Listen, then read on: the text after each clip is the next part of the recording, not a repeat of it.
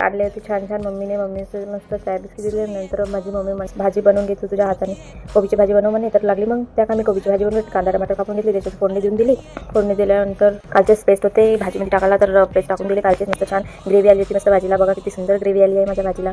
कोबीची भाजी झटपट पटापट बनवून घेतली. त्याच्यानंतर चल मग मी म्हटलं माझे कपडे भरून घेते. म्हटलं काही विसरू शकते का, 10-12 दिवस आले ते माहेरी, तर असू शकते विसरू शकते कोणती वस्तू. तशी तर मी काल पॅकिंग केली होती, पण कालचे ते कपडे बघू सारे माझे कपडे इकडे तिकडे झाले होते. तर मी पूर्ण बॅग डबल सिक किटूच्या पप्पाचे कपडे किटूचे कपडे सगळं पॅकिंग करून घेतले बॅगमध्ये. मावत नव्हतं बॅगमध्ये, तरी पण असे ठुसू बॅग भर. तुम्ही पण असेच ठुसू बॅग भरता का मला सांगा बरं.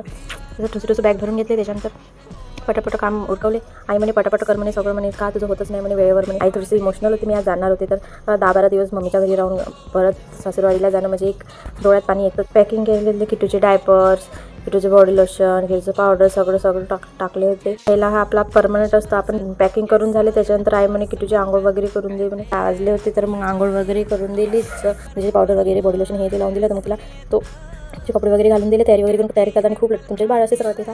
हे बघा पप्पाने काल कपडे आणले किटूसाठी. हे माझी बहीण आहे बघा, जातं काढते जातं काढणे. माझे पप्पा आहे. पप्पा म्हणत होते ते घालून कपडे घातले होते.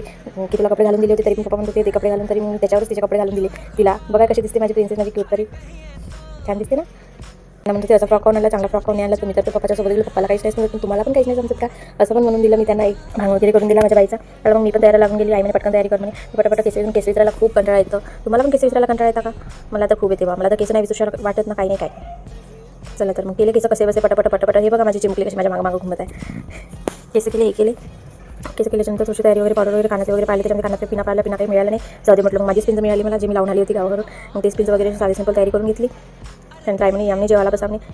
तयारी केली. वेणी वगैरे घालून घेतली. असा कंटाळा येते वेणी वगैरे घालायचं, पण घालून घेतलीच. कशी आई गेली ती आंघोळीला. किटू लागली तिच्या मागे. म्हटलं जाऊ नको म्हटलं, आपण त्याला भुरगावी जायचं आहे म्हटलं. तयारी वगैरे करून घेतली. त्याच्यानंतर बसलो आम्ही जेवायला.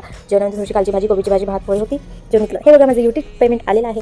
पप्पा तिकडून पैसे दाखवत आहे. मग कितीला टोपी वगैरे घालून दिली. झाली आता आमचे गावाला जायचा टाईम. चाहे कुछ भी हो जाए. माहेर पप्पाने थोडंसं खाता घेतला. मोस्ट इम्पॉर्टंट खाता आलो आम्ही माझ्या सासूरवाडीला. चाबी घेतली. किती बघा घरी आल्यावर किती खुश झाली. मस्त टोपी वगैरे काढून नाचत होती, पाहत होती.